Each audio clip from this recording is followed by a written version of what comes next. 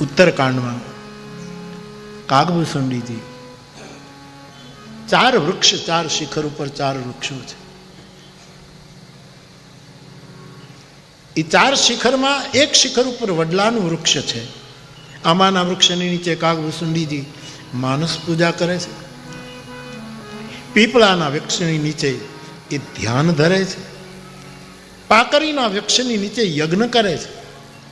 અને વડલાના વૃક્ષની નીચે એ ભગવાનની કથા કહે છે. ત્યાંથી એક પંક્તિ લીધી છે. બર એટલે વટ, વડ એટલે મોટો, શ્રેષ્ઠ, સૌથી મોટો, વડેરો, વડીલ. એનું તુલસીદાસજીએ ક્યાં લોકબોલીમાં બર શબ્દ કર્યો છે. બર, બરતર એટલે કે વડલાની છાયામાં. ભગવાનની હરિકથાના અનેક પ્રસંગો કાગભૂષણજીજી કહે છે અને શ્રવણ કરવા માટે અનેક વિહંગો આવે છે.